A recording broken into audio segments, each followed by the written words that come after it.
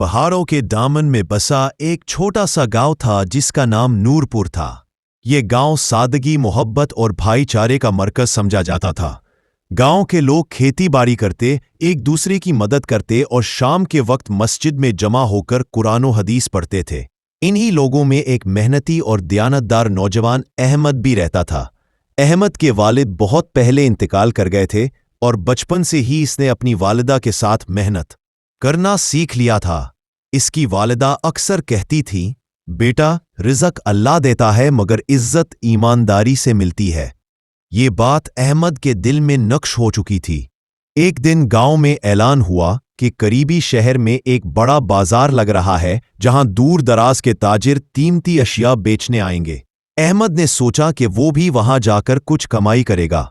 उसने अपने हाथों से खूबसूरत लकड़ी के बर्तन तैयार किए और बाजार की तरफ रवाना हो गया। बाजार में रश बहुत था, हर तरफ आवाजें गूंज रही थीं, आ जाओ, सस्ता माल, बेहतरीन चीजें। अहमद ने अपना छोटा सा स्टॉल लगाया और अल्लाह का नाम लेकर काम शुरू किया। दोपहर के वक्त एक बुजुर्ग ताजिर उसके पास आया। वो साफ सुथरे लिबास में बहुत बावकार लग रहा था। उसने अहमद के बर्तन देखे और बहुत पसंद किए। उसने 30 बर्तन खरीदने की ख्वाहिश जाहिर की, मगर कहा कि वो उस वक्त सिर्फ कुछ रकम दे सकता है, बाकी रकम वो शाम तक ले आएगा। अहमद ने अल्लाह का नाम लेकर अमानतन उसे सारे बर्तन दे दिए। कुछ लोगों ने अहमद को तंबीह की, भाई, इसे जानते भी नहीं, अगर वो पैसे ना लाया तो। मगर अहमद ने मुस्कुराकर कहा, अमानत अल्लाह की दी हुई आजमाइश है, मैं नीयत साफ रखूंगा, बाकी अल्लाह बेहतर करेगा। वक्त गुजरता गया, बाजार बंद होने के करीब था, मगर वो ताजिर वापस ना आया। अहमद के दिल में बेचैनी पैदा हुई। वो किसी धोखेबाज की तरह भी नहीं लगता था, मगर फिर भी दिल में वसवसा था। अहमद ने अल्लाह से दुआ की, या अल्लाह, अगर ये आजमाइश है तो मुझे सब्र अता कर। शाम गहरी हो चुकी थी जब अचानक वही बुजुर्ग ताजिर भागता हुआ वापस आया। उसके हाथ में एक छोटा सा थैला था। उसने अहमद से कहा, बेटा, मुझे माफ कर देना, रास्ते में एक जख्मी शख्स मिला, उसे अस्पताल ले जाना पड़ा, मैं वापस आने में देर कर बैठा, ये लो तुम्हारे सारे, और ये मेरी तरफ से अमानत की कदर के बदले एक इजाफी तोहफा।